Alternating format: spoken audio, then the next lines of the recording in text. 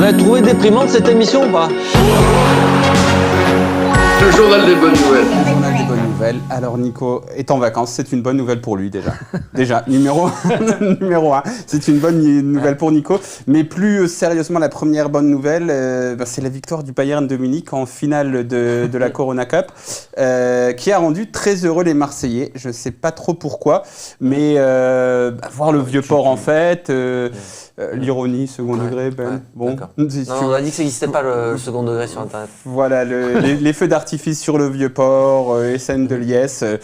Voilà, et puis on est content aussi pour les Français, c'est-à-dire pour Benjamin Pavard, Lucas Hernandez, Corentin Tolisso. Bon, c'est lyonnais quand même, un petit peu, des fois c'était chaud dans les Lyon-Marseille, mais bon, maintenant il n'est plus là.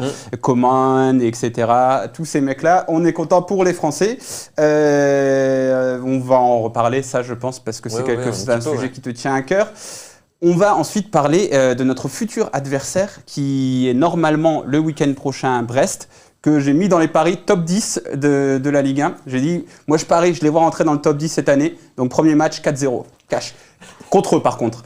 Et pourquoi je l'ai mis dans le journal des bonnes nouvelles? Alors c'est un peu méchant, là je suis vraiment mauvais esprit aujourd'hui, mais dans un angle OM, leur charnière titulaire était suspendue ou pas disponible en tout cas.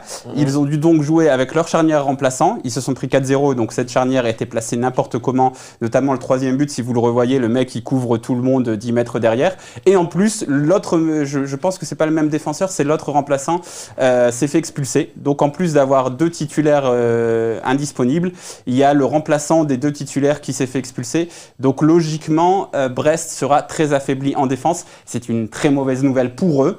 Et pour Olivier Dalloglio, qui est un coach qu'on aime bien ici. Mais par contre, pour l'OM, on peut se dire que c'est une bonne nouvelle. Donc voilà, on y va, on gagne 4-0. Et après, ils lancent leur saison et ils sont très bons. On y va.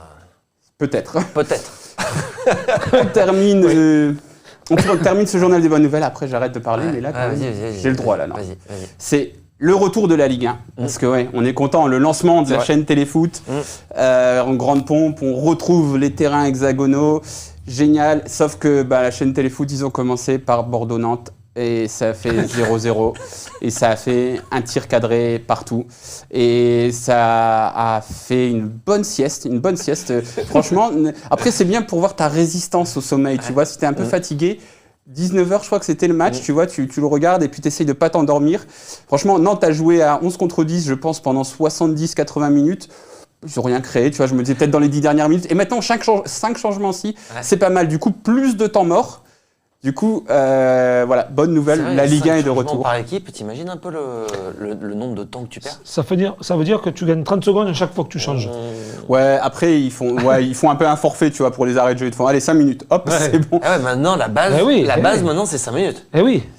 Après, je suis... Donc, des matchs avec 7-8 minutes, il va y en avoir à foison. Il va y en avoir beaucoup. Après, je suis de mauvaise foi parce que j'ai pas vu Lille-Rennes, qui était apparemment pas un mauvais match, mais j'ai vu Nîmes-Brest, qui a été très bon. Et je suis sûr qu'André Villas-Boas l'aura vu aussi, parce que Nîmes a fait exactement ce qu'il faut faire pour contrarier cette équipe de Brest, surtout sans ses titulaires en défense. Donc voilà, il y a aussi eu au moins un bon match de Ligue 1 cette semaine. Mais en tout cas, la Ligue 1 est de retour. Donc, victoire du Bayern. Une défense de Brest très affaiblie avant de recevoir l'OM et le retour de la Ligue 1 et le lancement de la chaîne Téléfoot à qui on souhaite bon courage tout de même parce qu'ils ont l'air de proposer pas mal de choses intéressantes, des émissions, des concepts. Donc on jugera bien sur pièce, mais en tout cas, voilà, bienvenue à eux, bon courage. Et c'est tout pour les bonnes nouvelles. C'est tout pour les bonnes nouvelles.